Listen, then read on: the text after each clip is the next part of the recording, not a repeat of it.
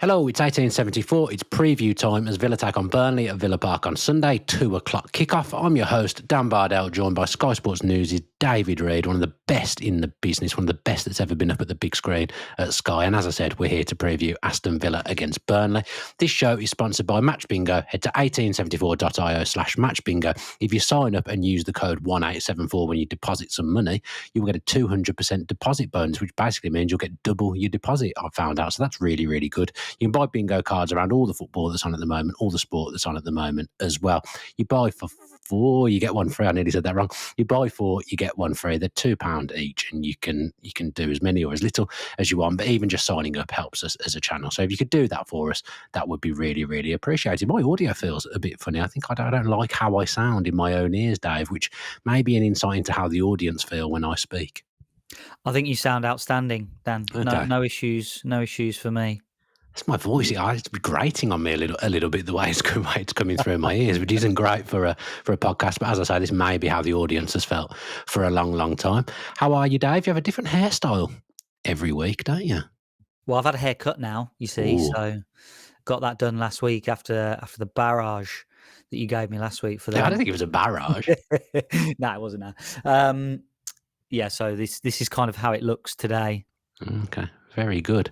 Trim Irrug Burnham, you might say there. Let's have a look at the sides. Oh, I'll say shades of Jimmy Neutron. Oh wow, okay. Shades of Jimmy Neutron with this. I've had my haircut as well. Bit shorter on the sides. It's quite short on the sides. Yeah, but should we not talk about haircuts? Should we talk about? Have you had a good week, Dave? I always like to turn on Sky Sports News and see you on the telly, and that's happening more and more, which is great. Yeah, it's been a good week. Busy, very busy. But now looking forward to the weekend now, and the football's on. Yeah, excellent. Yeah, it's that dreaded kind of. I always find the last weekend before the international break a bit frustrating because it's like I think Villa might win on Sunday, and then it's like you don't want the international break to come because we've got momentum which we didn't have at the last international break. And I'm all for England and want England to do well, but I do miss the club football when there's no Premier League on at the weekends. It is disappointing. Jen's busy next weekend as well, so I thought if she was like when she's not there, you just watch all the football, don't you? And England are playing like Thursday and Sunday, I think. That's ruining my Saturday straight off the bat next week. I already know my Saturday's going to be bad next week. Particularly this time of year, isn't it? When it feels like it's international break after international break after international break, just when you're getting into a bit of rhythm. Yeah, and annoyingly, the international break is going to be even longer, isn't it, next year? They're kind of putting 2 into 1, aren't they? Yeah, so it's like 3 weeks with no game next year, so that's going to be good. They don't think about content creators and how hard it is to put videos out in the international break and podcasts out in the international break when they came up with that idea. So thank you very much, FIFA, for coming up with that. Talking of injuries and internationals, Dave, as usual before our preview, before the international break, we've had to have a bit of a dip around to see what we can find out because Villa haven't had a proper press conference, and I don't think even the Q&A bit has come out yet at the time of recording. So we've had to do some Belgian investigations like we did last time, and neither of us, our Flemish isn't great, but we kind of come up with, we've seen the squad. So Onana is in the Belgium squad this time and Tielemans isn't, which we would assume would rule Tielemans out of this game this weekend, although Unai Emery may come out and say different. Hopefully he does because we want him to play. Hopefully he doesn't because it will kind of ruin the preview if he does. Onana's in, but I've been told there's like standard protocol that he'd be in and they'd just have a look at him. It doesn't necessarily mean that he's fit to play for Villa this weekend. So that's interesting. Yeah, I mean, given the injury that he's had, you wouldn't expect him, even if he's been training a week, to be in the Aston Villa starting 11. So even if he's fit enough to be on the bench, you can't imagine he would get more than 10 minutes on Sunday. That's me, speculating about that. So from his point of view, I mean, he's probably only had a couple of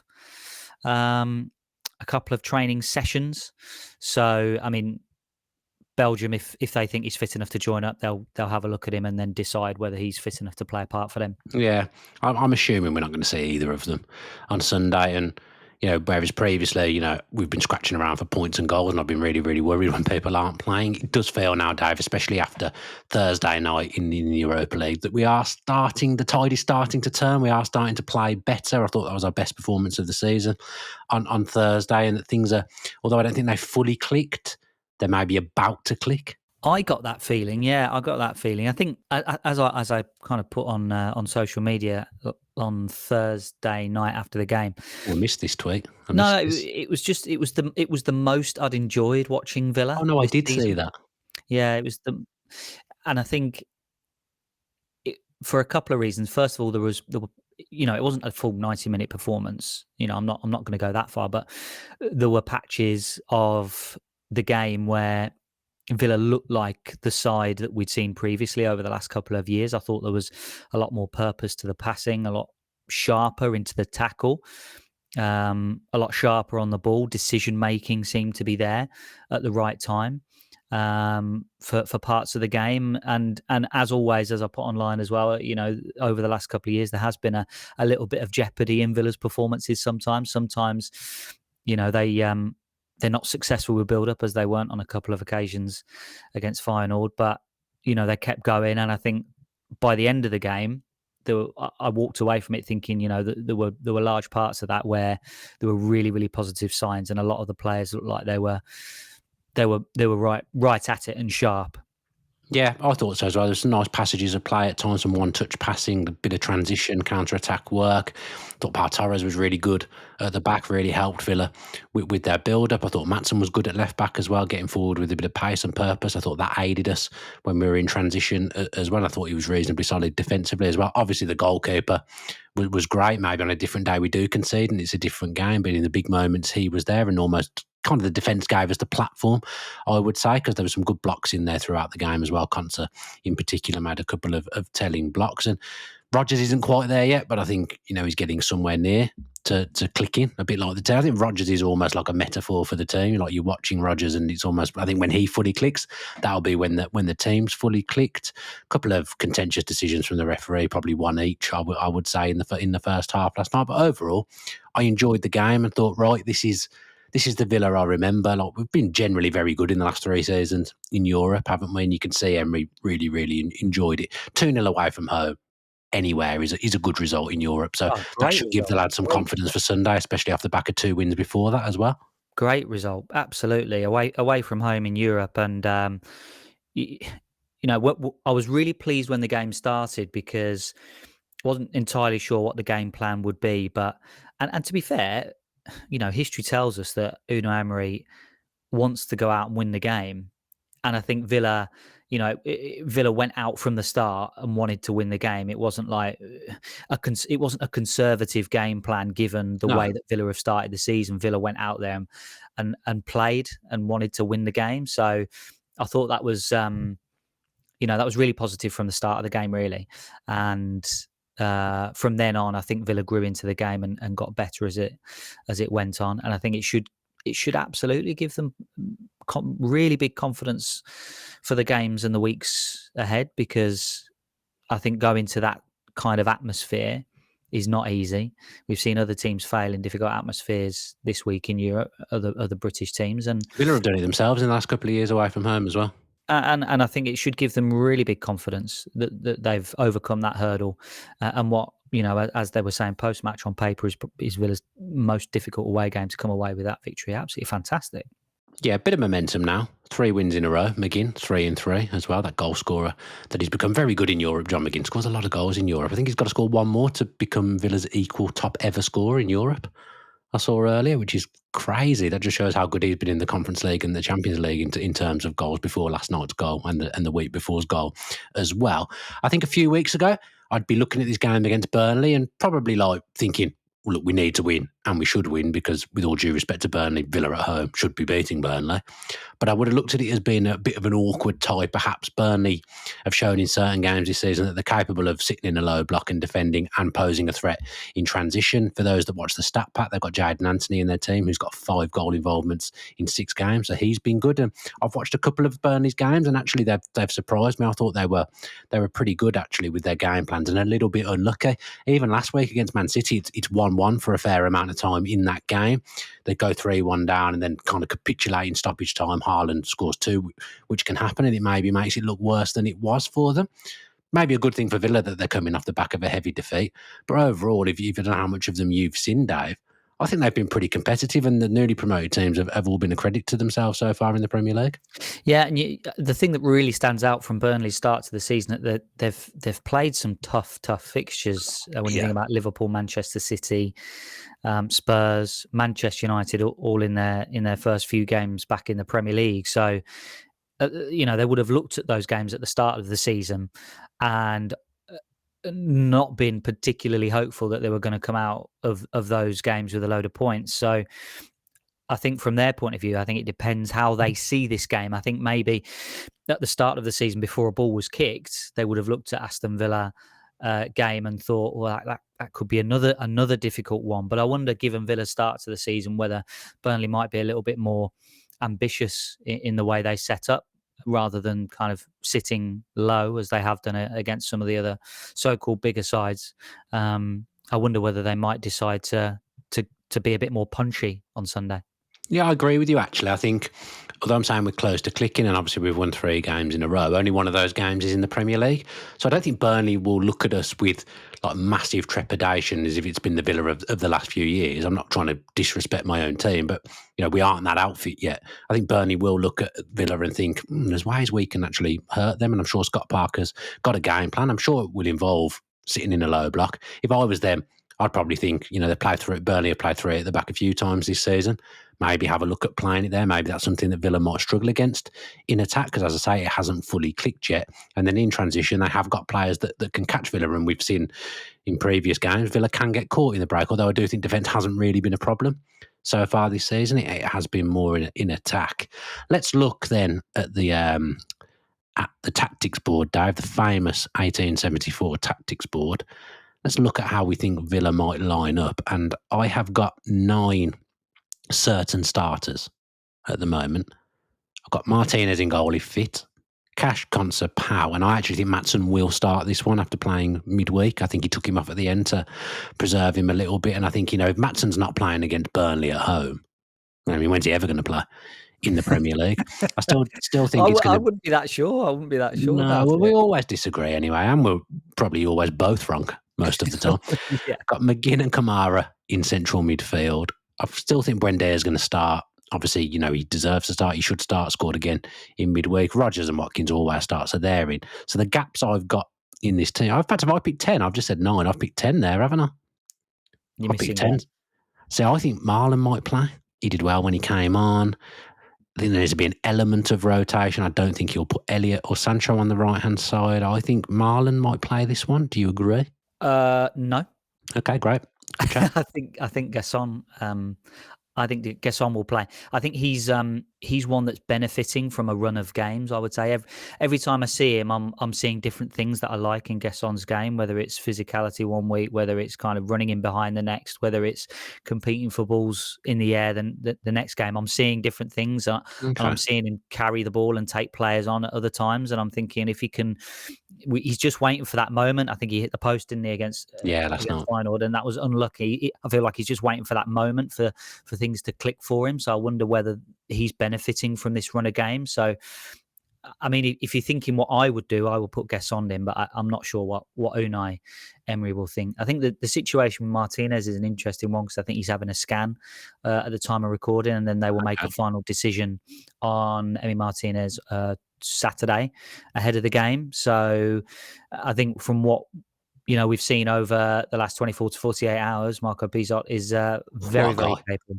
very capable of coming in, even if it's going to be at late notice. So I don't think there's any, at some points in previous years, I think there's been a little bit of anxiety amongst the fan base when Emi Martinez hasn't played. I feel like that has almost evaporated in the first couple of appearances for Bizot, because he has been so assured. And I think if Emi Martinez doesn't make it for the game, I think Bizot is fully capable of coming in. I think, interestingly, if there was a moment over the last few years where even Emi Martinez was half fit, he'd put himself out there. He'd have to play. And at this stage this season, it feels like, do you need to take a risk on him? If he's got something that could be a recurring situation. So I think for me, if there's a decision to be made late on, Bizot's more than capable of coming in.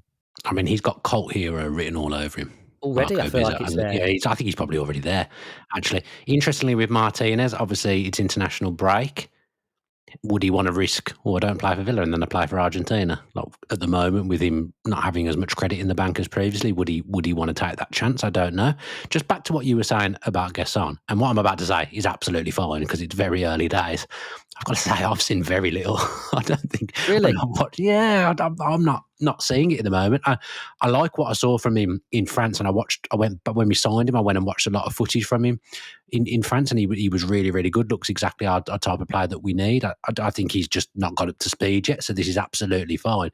I'm not seeing those kind of little flashes that you talk about, Dave. I might be being harsh here, but I didn't see much last night from him. I've got to be honest. I think it was, particularly in the second half, I thought it was almost an interesting. I feel like the game that sprung to mind actually was RZ away, when Leon Bailey was starting. His starting position was on the right hand side, but as soon as Villa got the ball, he was sprinting forward to essentially be a second striker alongside Watkins.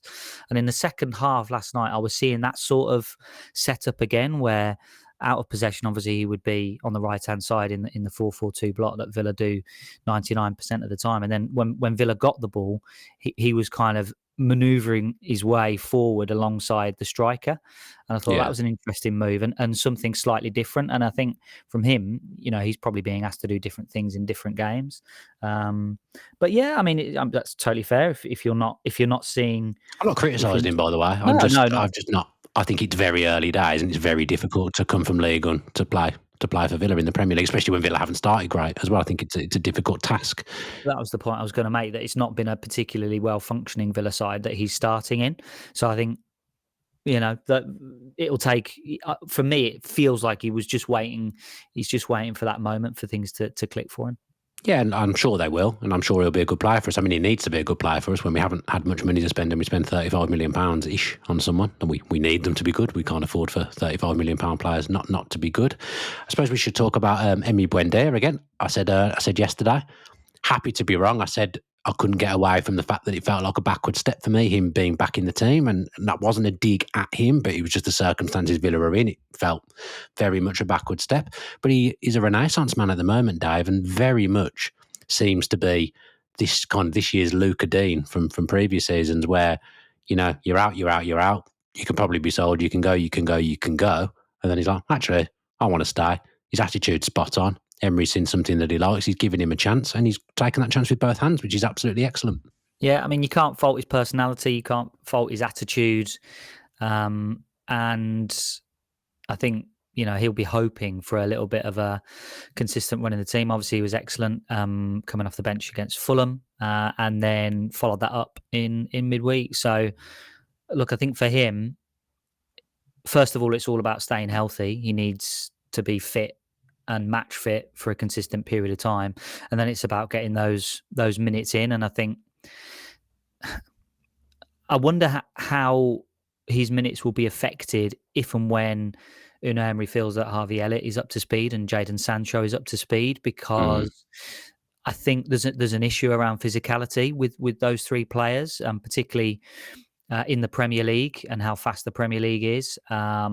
For instance, I can't see those three starting at the same time, because all three of them don't have the physical profile that I think is probably required in the Premier League. If you're looking at the three behind and Ollie Watkins, you probably need two out of those three starting to be kind of dynamic players and athletic players, and you can probably afford one of those to be a little bit more of a floater, maybe profile wise be a little bit more diminutive, like Emi Buendia is. So really important that he takes his opportunity now, and for him, he's doing it. So I wish him the best. I think he's had such a torrid time, really, with that long injury when he was just finding his feet really in pre-season, and he looked really exciting and really sharp, and then missed a whole lot of football. And now he's coming back, and I think for him, he wants to be there and he wants to be playing football. So I wish him the best, really. No, done really, really well. Nice goal last night. I swear we've seen that goal. Did we see it in pre-season where it's like the foot roll and then the curl in the corner? I'm sure we maybe saw that in pre-season either this season or a couple of seasons ago. No, credit to him. You know, he deserves his opportunity. Has taken his opportunity. Fully expect him to start the game again. You know, you've got to start really 2-2. You start your form players for me, especially when you're going into an international break as well. You start what you think is your strongest team at that current time, and think about Aston Villa and focus on Aston Villa. So yeah, I think he plays on Sunday for sure. Should we do our hot/freezing cold takes? I'm on a good run with hot takes. I am. Watkins to score last week. You said Rodgers. You're not on such a great run, but I'm not sure a hot take from you. I'm not sure it's ever a good run of that's ever started for you. Still waiting for that run to start, aren't you? After a few years of previews. Yeah, no, I think you're right. Still waiting. Do you want me to go first, or would you like to go first? I haven't got one. So if you've got one that's at the top of your head, then yeah. I'm going to go for Gesson to open his account then.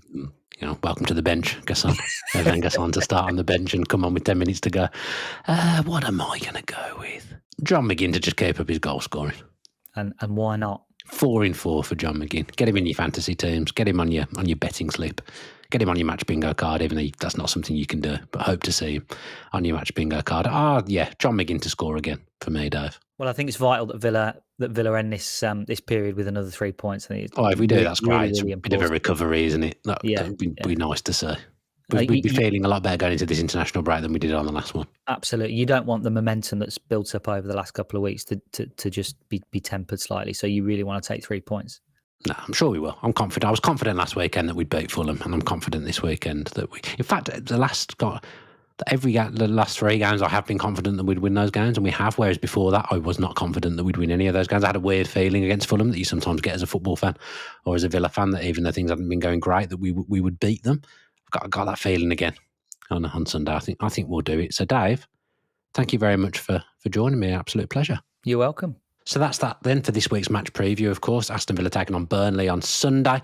Of course, Villa dropped the team news just as we finished recording, but there was nothing in there that we hadn't already discussed, so it doesn't look like Tielemans and Onana are going to be available, and they'll check Emi Martinez and know on Saturday whether he's going to be available or not. So I guess we'll find out when the team news comes out on Sunday who is in goal for Aston Villa Football Club. Just wanted to say thank you so much for all the support that everyone's giving the channel at the moment. So many nice comments. They're really, really appreciated. I do read them all. I don't always reply to them all or remember to like them all, but I do read them all, and it's very, very kind of you. And honestly, thank you so much, because it means a lot. Been doing this a long time now. Obviously, the channel's evolved in certain ways over the years, and even kind of evolved a little bit in the last 3-4 months with more content coming through, trying to update daily. But really, really appreciate all the kind words. So thank you very much. As I've said previously, people do ask all the time how they can support the channel. I have set up a buymeacoffee.com, and there's been some really generous donations for people that have been watching the channel for years and just wanted to say thank you. That's really appreciated. It's not expected, but if you head to buymeacoffee.com/Dan Bardell and you want to just donate some money towards the channel, that helps with equipment costs and things like that. I've upgraded the microphones for the stuff that I do with my dad, and I'll be able to do some more in-person content with some of those donations. So it does go back into the channel. So that's really, really appreciated. Of course, go back and watch the stat pack with myself and AVFC Stato for that, all the information around the Burnley game as well, if you haven't watched that yet. And also I did do a reaction on my own straight away after the final 2-0 victory as well. So there'll be some relevant stuff in there if you want to go back and watch or listen to that as well. Back with my dad at Villa Park on Sunday. If you see us, do come and say hello to us. We'll be recording, and of course there'll be some content out post Burnley. I'll probably do a match reaction as soon as I get home, and then Through the Turnstiles will come out on Sunday night or Monday morning, depending on how quickly we can get that sorted. But people seem to be enjoying that content as well, YouTube only content. So really glad that people are enjoying the slightly self-indulgent content of me recording with my dad and going through our season together, because I know it's not going to last forever, and I do love going to the football with my dad, so I wanted to document it in some way, and people seem to be enjoying that, so that's great. Again, I'll say, if anyone's got anything that they do want to see on the channel, please let me know in the comments, and I will endeavour to do my best to make that happen. And as I say, if you see me and my dad on Sunday, please come and say hello, because I do love speaking to the people that watch the channel, because it is appreciated so much by myself. So yeah, come and say hello if you see me. If you listen via audio, if you could leave us a 5-star review on Apple or Spotify and leave us a nice comment as well, that would be absolutely great. If you've watched via YouTube, scan the QR code now if you want to check out Match Bingo. Give us a like, subscribe with your post notifications on, and leave us a comment with anything you want to see on the channel or your thoughts ahead of the Burnley game. That's it. Thank you very much. Enjoy your weekend up until Sunday. If you're going to Villa Park, I will see you there. And as ever, up the Villa.